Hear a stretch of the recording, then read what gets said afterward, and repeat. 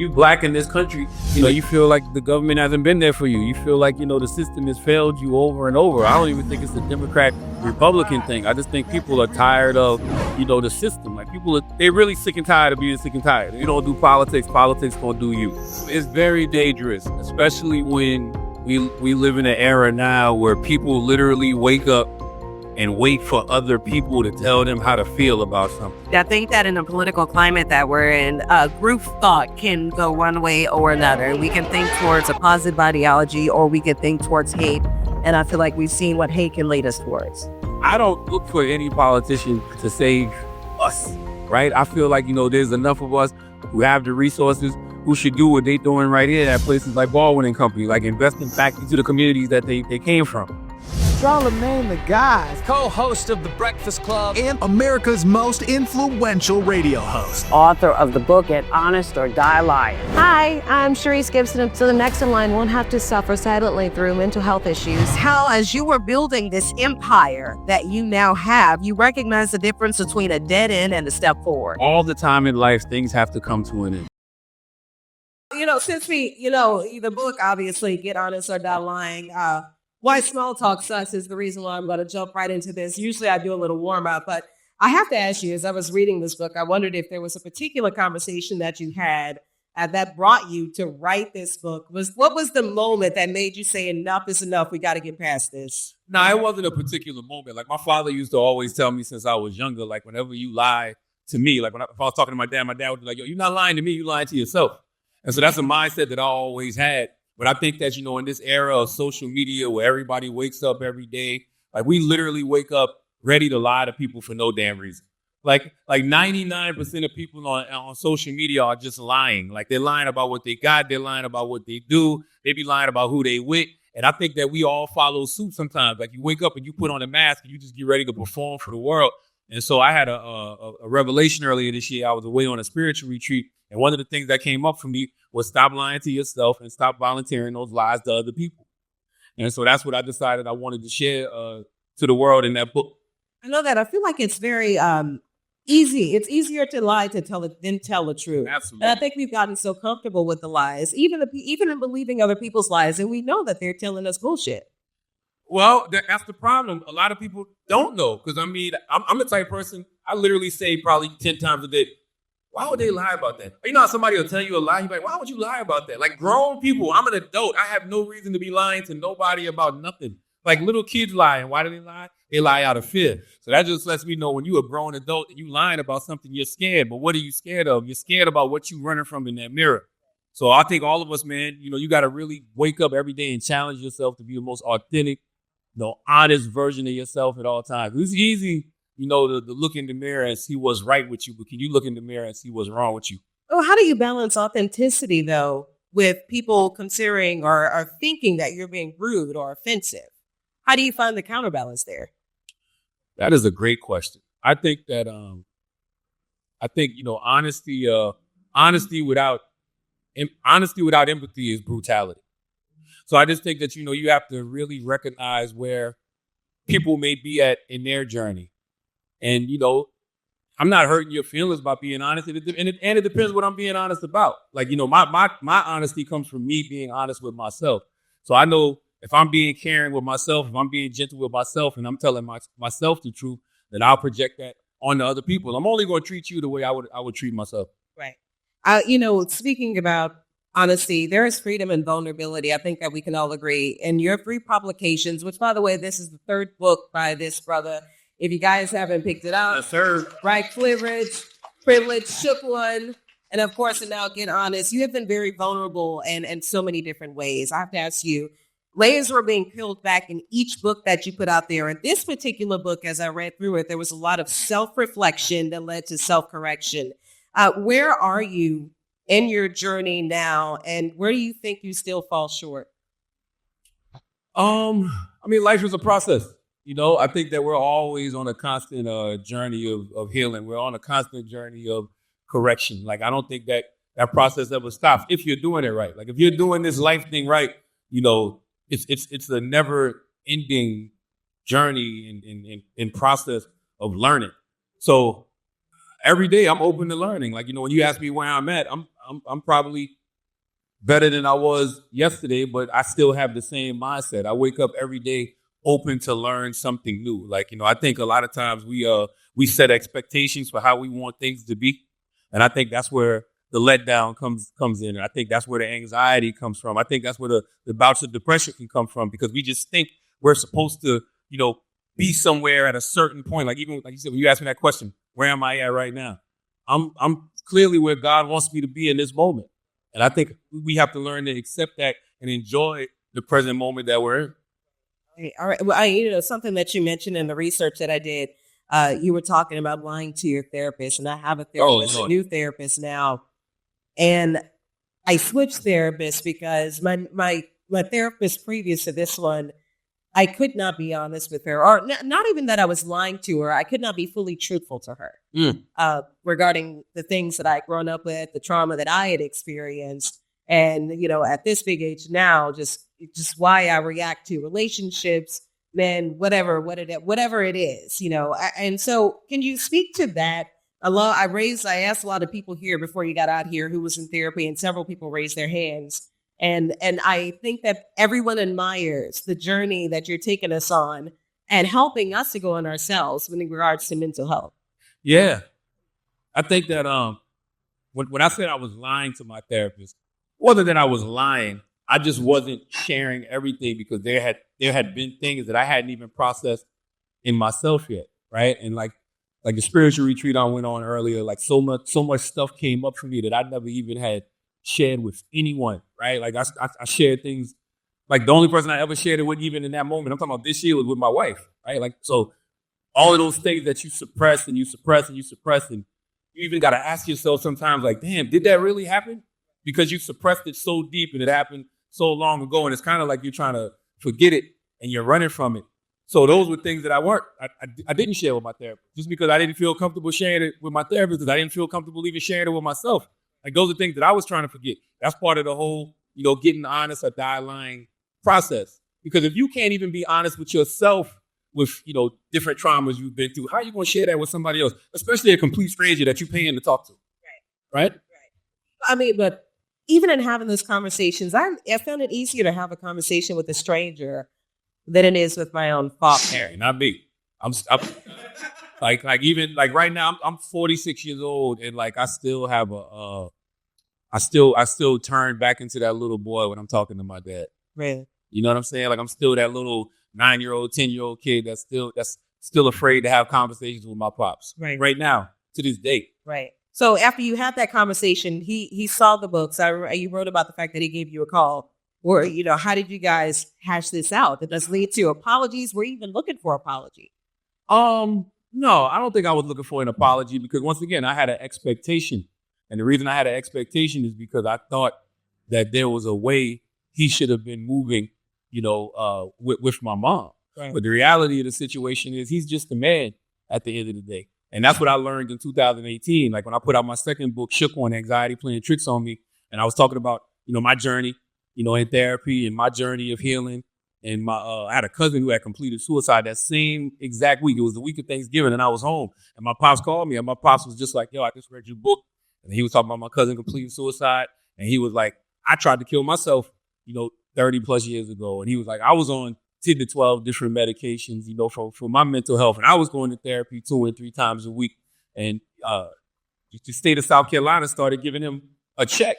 Right? What they call a crazy check. Yeah, I remember it. And I remember asking my mom if she knew my pops was going through all of this. And she was like, no, I just thought he was playing crazy to get a check. Right. So my thought process when he told me that was, damn, I got to get his brother grace. Right. Like immediately that's where my mind went. Because he's just a man at the end of the day. And he was just doing the best he could with what he had in that moment. Oh, before I get into some more chapters of the book that I really enjoyed, you talk about giving grace.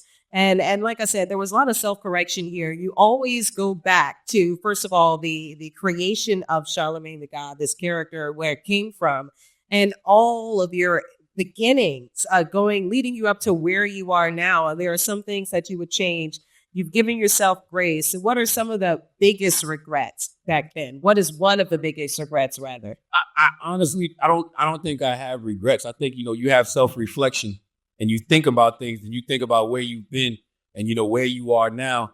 but I can't say I have regrets because another thing that came up when I went on that spiritual retreat was every single thing that happens in your life happens for a reason. Right. And things don't happen to you, they happen for you. So it's like if I change something that may have happened, I may not have been on the path that, God wants me to be on. I truly do believe in divine misdirection, meaning like you can have a good plan, but that's not God's plan for you. And all of these different things that you go through in life, steer you in the direction that you're supposed to be in. So I can't say that I have regrets because, if I say I have a regret about something, then I might not be sitting here talking to you right now. I may not have ended up in the position that I'm in, right now. And I think those things were there. They were meant for me to learn from. Anything I went through in my life was meant for me to learn from and use my testimony to share it with others. Yo, get a round of applause for that, man. That's crazy. I want to go through a few things that I love. Let's top some water because my dumb ass came out here drinking hot tea like it ain't. Can we get Charlamagne some water, please? 80 degrees, up drinking hot tea in New Orleans. Well, I want to go to chapter 3. We see more people choosing stupidity. And are they just stupid? Yeah, are they just stupid? Yeah. And I like to think it's because they're being rewarded for it. And I feel like we reward stupidity and levels that we have not rewarded stupidity before. And that's on all ends, corporate, media, political spectrum. I feel like more people are choosing it. So because we haven't shunned it enough, you spoke about this in the book, you have conversations with people every single day in your career. Are you shocked at the amount of people who truly don't know what they're saying and choose to remain ignorant? You said people that don't know what they're... That do not know what they're saying. Are you shocked at the amount of ignorant people you speak to every day? Thank you. No.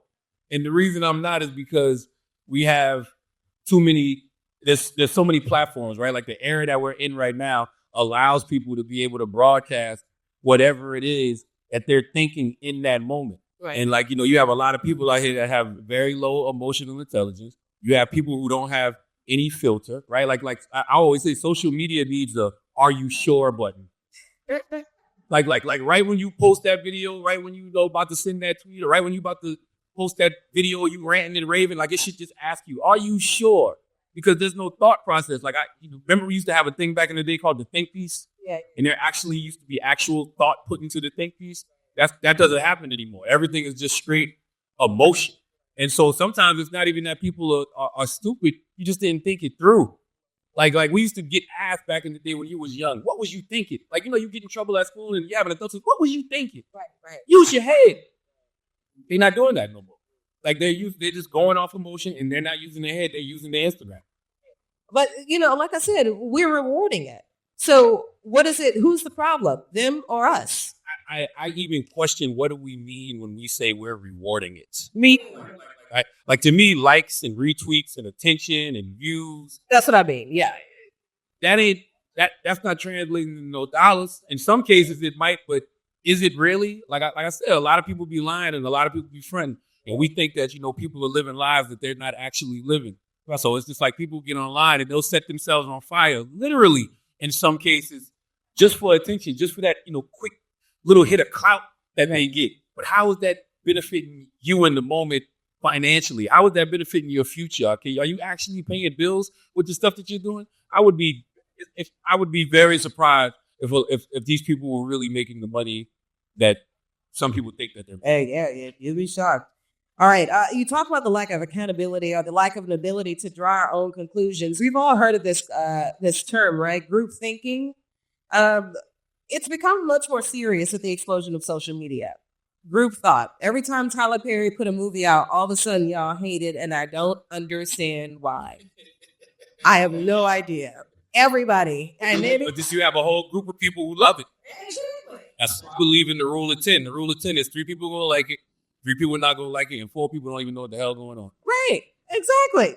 Well, people are jumping on trends and ideology without being able to really draw a consensus with no critical reasoning. How dangerous is this? It's very dangerous, especially when we live in an era now where people literally wake up and wait for other people to tell them how to feel about something. Like you talk about, use the example of a Tyler Perry movie. It's true. Like some people will watch that movie and might like it, but not want to express that till they see what the whole, what a mass majority of people on Facebook are saying about it. because nobody wants to be the person that, steps out there and says they like something that nobody else likes. All of this stuff goes back to just, feelings we had when we were children. Like when you were a child, you wanted to, go along with the crowd. And I like the Pink Ranger, and nobody else liked the Pink Ranger, but I didn't want to say it. Exactly. I did. Exactly. You want to be accepted, right? Like that's all this is. We've taken all of those childhood traits and, we brought them into adulthood. To me, that's what social media has done. So I do think it's very dangerous because I don't think it's enough people expressing what they truly feel. Like they're literally just waiting to see what everybody else thinks. And now that can be easily manipulated. You got people doing these bot farms. You got people actually doing paid programs to convince you what to think about something. Yeah, that's what I meant on the dangerous aspect. I think that in the political climate that we're in, group thought can go one way or another. We can think towards a positive ideology or we can think towards hate. And I feel like we've seen what hate can lead us towards. Yeah. So next question for you. My co-anchor does this thing as a story is airing. And one of the topics you talked about, was as far as questioning what's in front of you. And a lot of people aren't doing this. I thought that she would question some of our colleagues whenever they spoke to any official, political official, whatnot. And she would always question the answer that they gave. And so I initially was offended because I thought that, this colleague obviously get their due diligence. They ask the question. It is what it is. But your chapter, Pursuit of Ignorance, makes me rethink that. Even if given an answer to a question by an official, even though she's questioning it, I don't know, as journalists, and I'm now putting my own career into question, how good of a job have we been doing in spreading or stopping to spread false narratives and holding people accountable? Especially, you talk to journalists all the time, you work with them, and you've become a commentator yourself on many major outlets.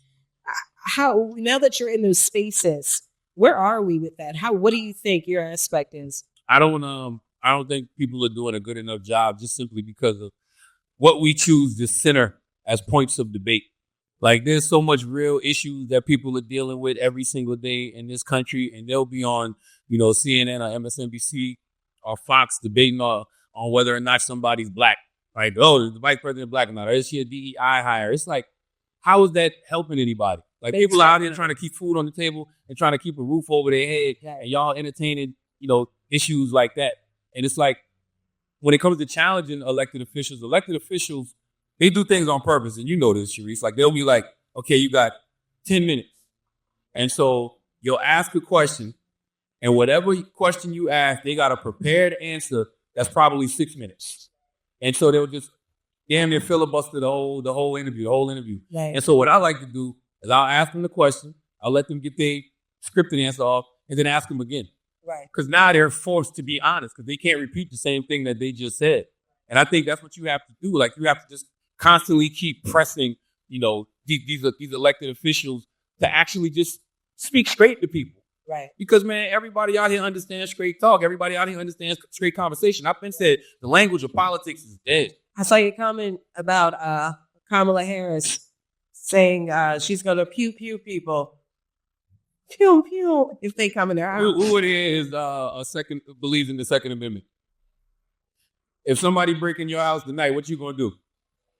Okay, so for the vice president to say that last night, that's just an honest answer. Right. That's what you have legal firearms for. You have a legal firearm to protect yourself and to protect your home. Right. So even when she said that and she was like, oh, I probably shouldn't have said that. Yes, you should have. Because that's what your constituents feel. Right. Pharrell recently said in an interview published recently that he doesn't really do politics. He doesn't really do politics. Who said Pharrell. Who? Pharrell. Oh, got you. Yeah. He said he gets annoyed sometimes when celebrities tell people who to vote for. You have grown from culture commentator to political commentator, and those comments can stoke a variety of reaction from your audiences. And your audience, by the way, has grown tremendously. Podcasting, radio show host, television show host, author, all of the things that you have going, and graphic novel coming, by the way, as well. Illmatic.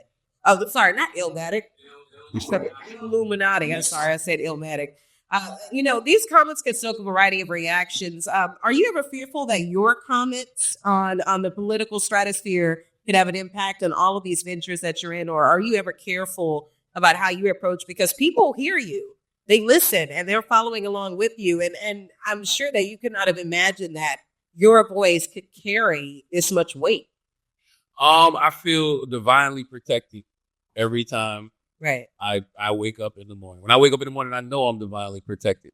And it's like, I'm not saying anything malicious, right? I'm not trying to infuriate nobody. I'm just speaking truth to power the way I feel it in that moment. And I really do pray. I say, God, really bless me and put on my heart what it is you want me to say, what you want me to, speak to in this moment. And I feel like if you carry it like that, whatever comes with it, comes with it. Right. When I was listening to people talk about, which, like I said, honestly, when I listen to different interviews, I don't know necessarily the context and which things are said. If Pharrell mentioned that he doesn't really do politics, my initial response is we're not in a space where any of us can say we don't do politics. Yeah, the good sister Nina Turner always says, if you don't do politics, politics gonna do you. Right. And I'm a person that likes to complain. Right. And being that I like to complain, I need to participate in the process because I can't complain about people and complain about a system that I'm not even participating in. Right. So with politics in mind, I have one political question. In a recent interview I just watched on Face the Nation, Governor Westmore did answer a question from Margaret Brennan. The NAACP released a poll showing Black Americans overwhelmingly identify as Democrat, but over 1/4 of Black men under 50 said they wouldn't support the Republican candidate in this year's election. Governor Moore said in response to that, especially for younger Black men, there is a frustration. Frankly, it's a frustration of a pace of progress in America. While we have been told work 10 times harder, some people are allowed to fail up. What is your take on younger Black male voters and their stance on politics in America? I saw that. I saw that conversation Westmore had, and I tend to agree with him. I don't even think that it's younger voters. I think that when you Black in this country, you feel like the government hasn't been there for you. You feel like the system has failed you over and over. I don't even think it's a Democrat Republican thing. I just think people are tired of the system. Like they're really sick and tired of being sick and tired. And it's like every election cycle, it's dream selling season. They come out here and they tell us, all of these things are going to be better and we're going to do this and we're going to do that. And then the conditions of the hood that you grew up in is the same. I don't look for any politician, to save us, right? I feel like, there's enough of us who have the resources who should do what they're doing right here at places like Baldwin Co, like investing back into the communities that they came from. That's what I like to do. I think that, what Westmore was even saying, what Westmore was saying when he was even saying people are tired of, or they said they're tired of being Democrats, tired of being Republicans. I've never identified as either one. I'm an independent. I vote because I just feel like it's my civic duty to do it. But like I said, I'm not looking for anybody to save me. And I still don't believe those statistics, that they're putting out there about this amount of Black men are gravitating towards. I've never taken a survey either. I've seen those surveys on air. Never taken a survey. I've never been polled about none of that stuff. And I got to see it to believe it, come November. Do I think it is going to be maybe a slight uptick? Yeah, but I can't see 22% of Black people, voting for Donald Trump. And by the way, I know plenty of Black conservatives. And I think Black conservatives and MAGA is two totally different things. That's my personal opinion, right? But I would have to really see it to believe it. I think that sometimes they like to use us as a scapegoat because you don't never hear them talk about all the white women that voted for Donald Trump in 2016. They don't talk about all the white women that voted for him in 2020. Now it's the Black man's fault. No, I can't accept that. I got to see that one to believe it come to life. Right. I want to talk about hugging trees. So, and this is like a very serious thing because I actually was practicing. Someone told me, you always hear the saying, go touch some grass. Whenever somebody does something crazy and they be like, you need to go lay on some grass, go touch some grass. And I always took it as a joke initially until a therapist taught me about, I think it's called grounding. She told me, take your shoes off and go walk around the park. And I'm like, oh, well, I looked at her crazy and said, well, I'll consider it. We'll think about it. But you talked about nature. And you found sort of your way of getting close to nature by purchasing your home, You're outside of the city, so you're in an area where you're able to kind of connect to it in a way. And the study about the lack of access to nature, if you guys read this in the book, he points to a very good study and the impact that it can have on the brain. It's a fascinating one. There have been multiple studies that connect minorities and poverty-stricken red line communities to depression, to other health risk factors. But you were able to find your reprieve. There are a lot of people who are living in these inner cities who still do not have access to parks, to grass, where they are safe, Mm-hmm. How can we help them or help people calm their minds and their bodies through nature's healing powers? Because I got to say, and this is not even a flex. I was like biking in France last week. And That's a slight flex. Slight. Let me tell y'all something. I don't got no money to figure that out. I'll pay for that whole trip by myself. I am single. But I was biking and it was the most, I told a friend it was the most freeing, relaxing thing that I'd ever done. And it was just the trees were changing colors and everybody was getting ready for fall. It was like 50 degrees over there. I've never felt better in my life.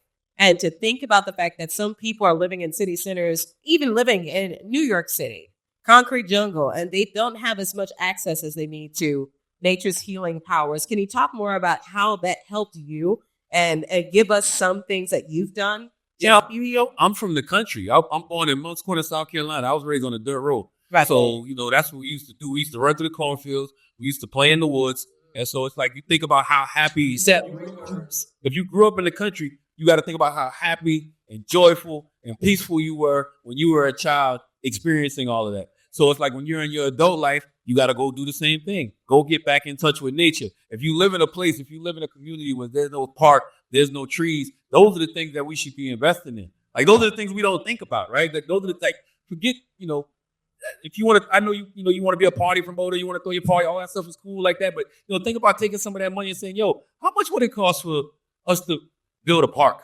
How much would it cost for us to, plant some trees in the area and just have a safe space for people just to come, just to be in tune with nature, just for a few moments out of the day? Like those are things that we have to do. Like, you don't have to live in these concrete jungles. You see these people, building up these Starbucks.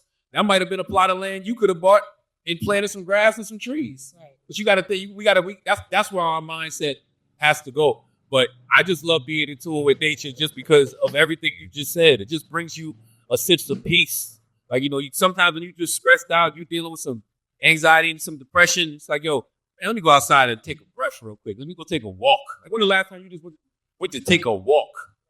That'll keep you from tweeting out something stupid on X. That'll keep you from posting something stupid on Facebook. Like, that's what you're supposed to do whenever you get in those moods. Instead of running to some piece of technology, the vent, man, just go outside and take a breath. Look up at the sky. We don't even look up at the sky no more because we too busy looking down at our phones. Like, when the last time you just looked up at the sky and said, thank you, God? I come from the era where we had songs like Tupac, Keep Your Head Up, and you had, Sounds of Blackness, Be Optimistic. They was telling us to look up. They was telling us that's where God is. So to me, I'm just a little slight conspiracy theorist. It's got to be something to the fact that they always keep us looking down. I don't want to look down. I want to look up. Yeah. Yes. Physically, how did it change you? Because I was very interested. He talked in the book, and I was very interested because some of my therapists did bring this up about going outside, touching a tree. Physically, what does it do to you? Oh, yeah, there's it decreases your cortisol levels. Yeah. Like it's known to, help shift your mood. Yeah. Like literally, I remember being young and just feeling the most peace sitting on my grandma's porch. Right. You wonder why them adults used to just be sitting on the porch all day long. Yeah. And my dad used to always say, he said something that actually scared me. He would tell me that if I don't change my lifestyle, I'm going to end up in jail, dead, or broke sitting under the tree. But now I understand why a lot of those brothers and sisters were sitting under the tree. Right. They were sitting under the tree because, it might be too hard to deal with what they're dealing with in the house. Right. Like, go outside, feel nature, man. Like, even sitting out here right now, it feels great. Like, it's just a beautiful thing. You can just breathe. Right. Like, I just think, and doctors will tell you, like I said, the cortisol levels will come down. It's known to bring your depression down. your anxiety down. Like when you get into those, I promise you, tomorrow, if you feeling something and you like, damn, if you just go outside and take a deep breath, look to the sky, say a prayer, you'll come back to center so fast. Right. And, you are a brother that's on a healing journey, and you are a brother who I am continuously fascinated by. But we have seen, you're also a person who has seen some outlandish lies take on a life of their own.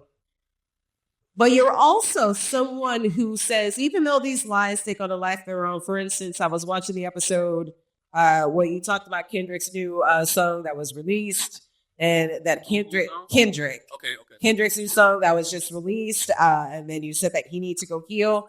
He needs to go ahead and just live his life. At what point do we correct the situation? Since you're on a journey of self-correction, at what point do we correct the situations around us? And at what point do we choose peace and just allow other people to live in their lives? Oh, yes. You talking about Kendrick Lamar's song, Yeah. The Party Die.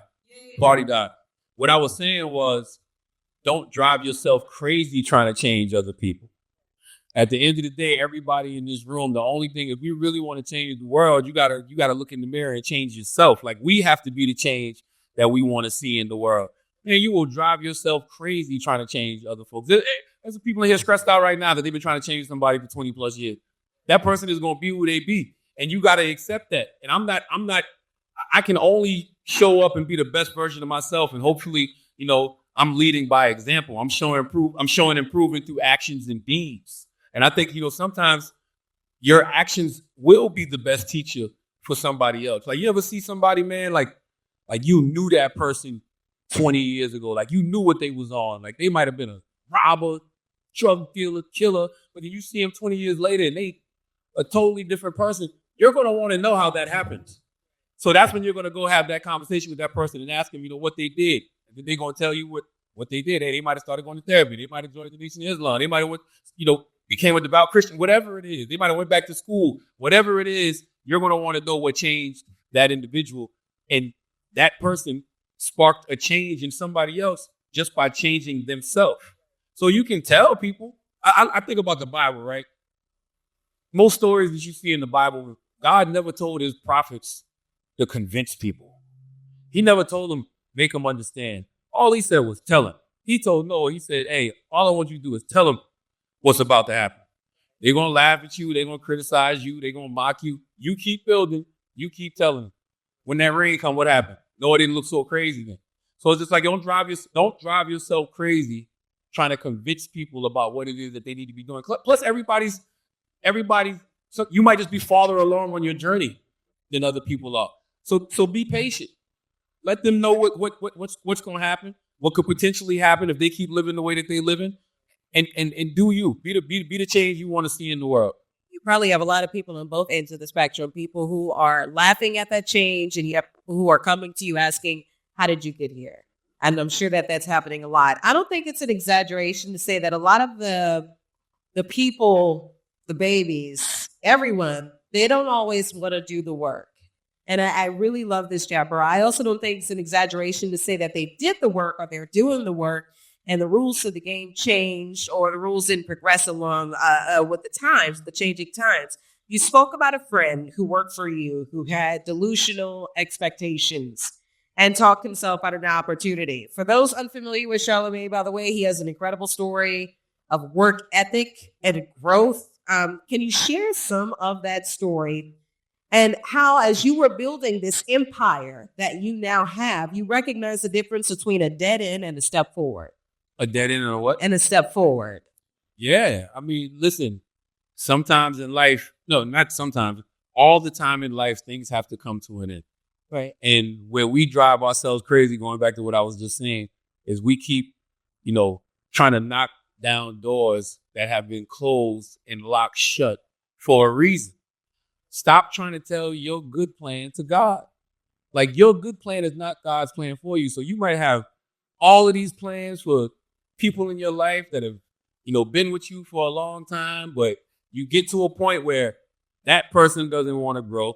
That person doesn't want to evolve. That person starts looking at you and feeling a sense of entitlement and feeling like, they should be on what you on, but they didn't do what you did to get in the position that you're in. And instead of them playing their position and just making sure that, we can just keep this thing moving, or deciding to move on for themselves, that door will get shut, and God will tell you, hey, all right, that is expired. Time to move on from that. Time to move on from that relationship. Time to move on from that individual. Time to move on from that job. And I've learned so many times in my life that when I try to tell God, like, nah, I think you might be wrong on this one, I end up getting hurt. I'm the one that ends up having to deal with the consequences of not listening to God in the first place. So you just got to know when things are just done. And everybody in here knows it. Like, we just lie to ourselves. That's what, going back to get honest with that line. We lie to ourselves about situations that we know are completely over. We know we're supposed to have moved on. We know we're supposed to have gone in another direction. But we keep trying to bang that door down. And that's why they say insanity is doing the same thing over and over, expecting different results. Right. I think that some people confuse, a dead end with the door has been locked to us. So we always tell people the door's been locked, go through the window. But it's like, but damn, the window locked too. So I'll just find another door. Yeah. Like, just find another door. If you ran to that door right now and it was locked, you would try the next one. And if that one was locked, you'd run to the next one. Just right. One of those doors is going to open for you. Right. We act like in life there's only one door. Like, no, open yourself up. That's why I say every day of my life I wake up and I don't have no expectations. Right. Like, whatever, God has planned for me in that day, I'm open to it. Right. You have to be open to knowing that you just might be wrong. You have to be open to knowing that you might just have to trust something way deeper in you other than just your thoughts and yourself. That's why I truly do believe in the divine. I think God is not loud. I think God whispers and tells you once. And you hear it. You can choose to ignore it if you want to, but I guarantee you whatever God wanted you to do is better than what you're thinking about over and over and over and over and over again. I think he also tells us to be patient, and that's the thing that we don't want to hear. Patience is I feel like, based on your story, has been key for you. I don't know anything else.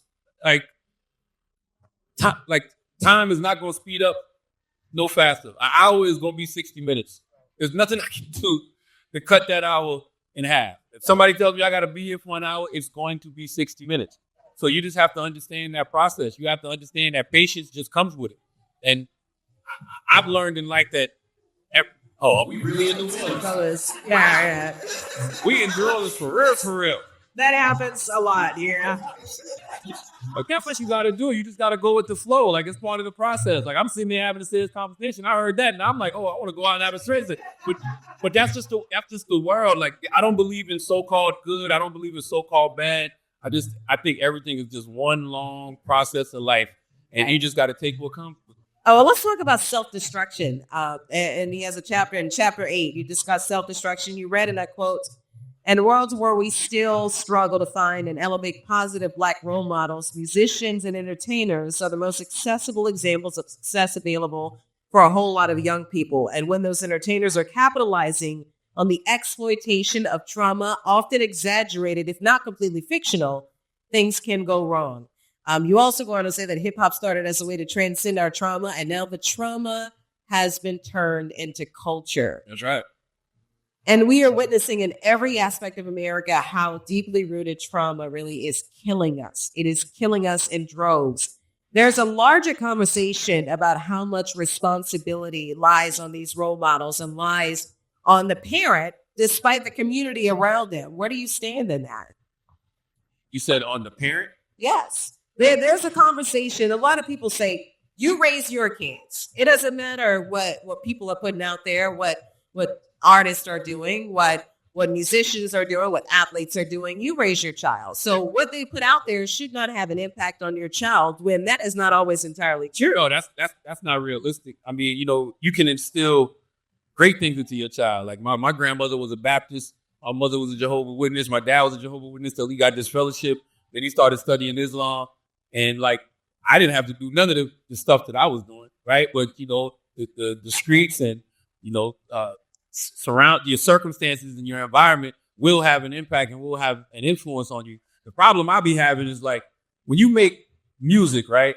If the music you're making actually reflects your circumstances, I don't have no problem with that, because that's what art does. Art reflects life. Right. And so there used to be a time where people were just telling their story. The problem I have is when you have corporate America who tries to capitalize off our trauma, and you have a bunch of people who start, writing these records that are influencing kids to do things that they know they're not even doing no more, right? Like they're not even trying. I grew up in the era where they would tell you what they were doing, but they would also tell you the consequences of what they were doing. Right. They're not doing that. They just treating, deaf culture like it's really just one big party. And that's why, I think Kendrick, made the song, The Party Dies. And I love like what I saw D1 and what I saw Lecrae just do. Shout out to D1, New Orleans Soul. And I think that, there is a shift happening only because they always like to say hip hop is a young man's game, but that's not even reality no more. Hip hop is growing up in a real way. Like there's 40-year-old people, still making music. There's 50-year-old people still making music, and they look crazy still trying to tell you that they're in the street. Yeah, you've been a millionaire for 30 years. Don't nobody believe that, right?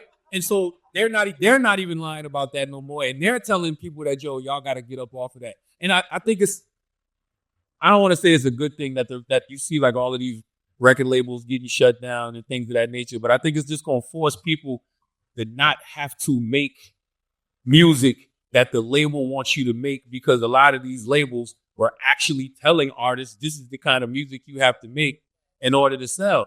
That's why I do like the last decade plus of hip hop, because when you look at those artists that are really successful, they're not really on that.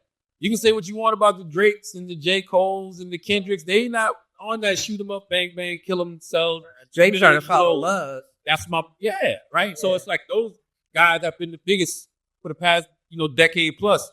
So I think there is a shift happening, and I think we all do have a responsibility. I have a responsibility as a parent to instill that foundation in my child to know right from wrong. But I do know that they're going to be influenced by things that are going on in the outside world. That's why I'm challenging all of us, to have some accountability for what other people's children are hearing. I used to always listen to my dad's. My dad still has a bunch of records, and that was my introduction into hip hop. But it was like hip hop, hippie to the hip, and that was what I knew it as. It was a very fun rap. I wasn't allowed. I know a lot of people allowed hot boys in the house, but when my mother heard what they were asking the women to do, my ass was not allowed to listen to that.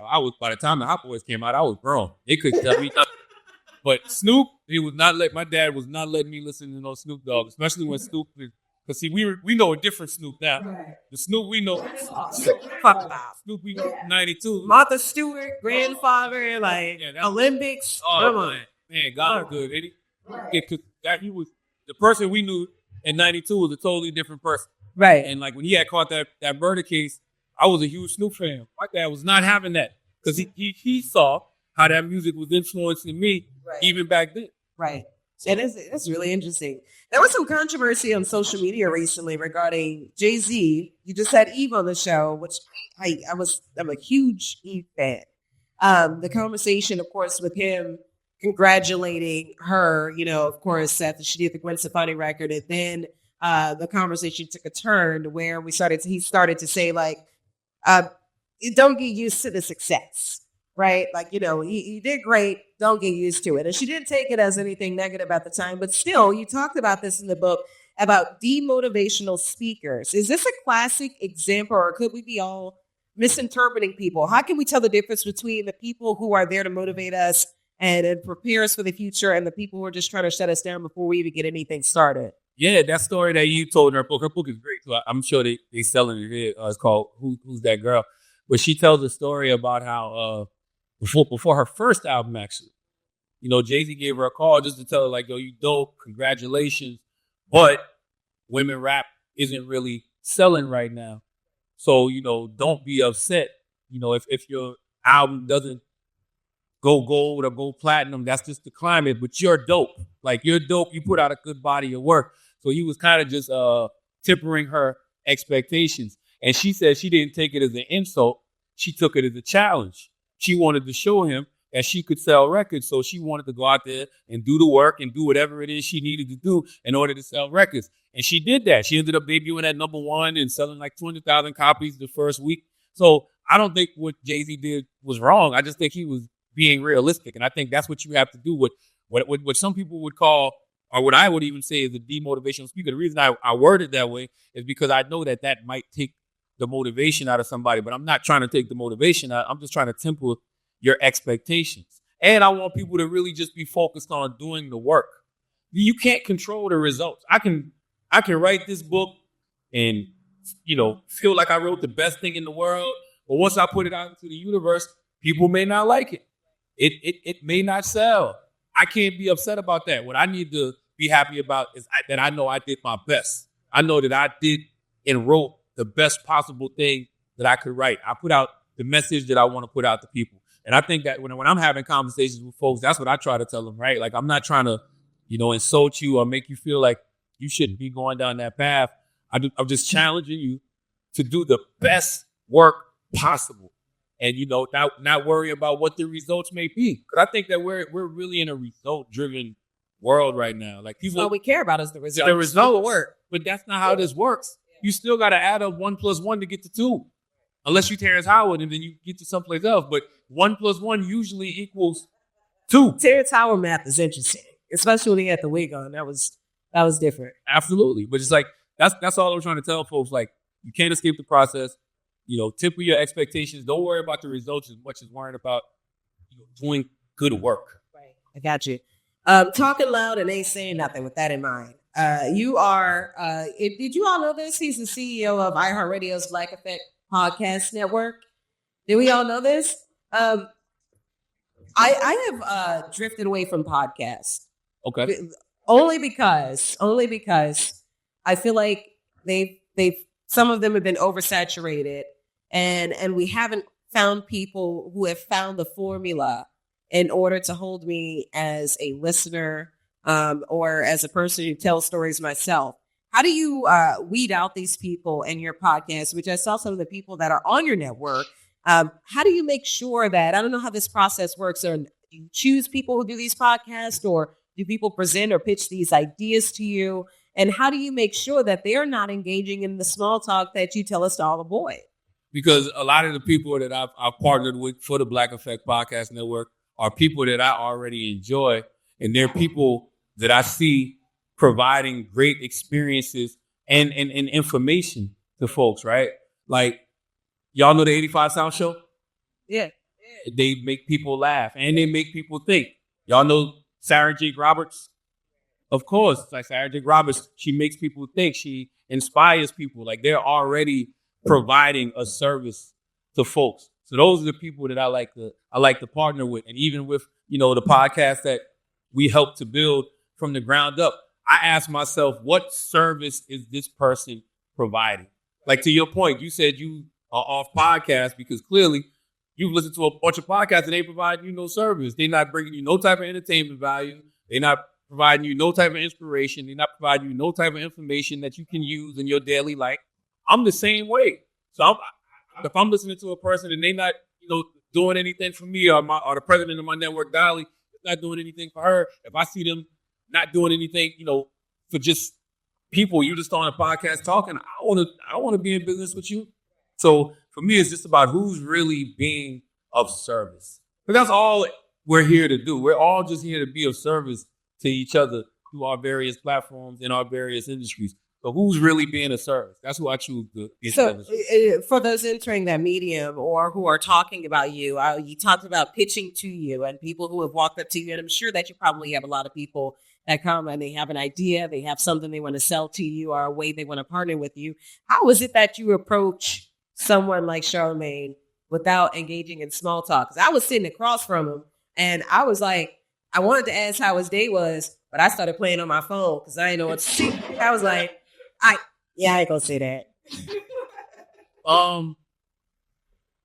It depends, there's different ways to do it. I don't, to your point, if you want to do it, I think the best way to do it is just do it. Like, don't come to me and, talk to me about something that that I'm probably not even on. I'm not even thinking about. Like, hey man, nice shirt.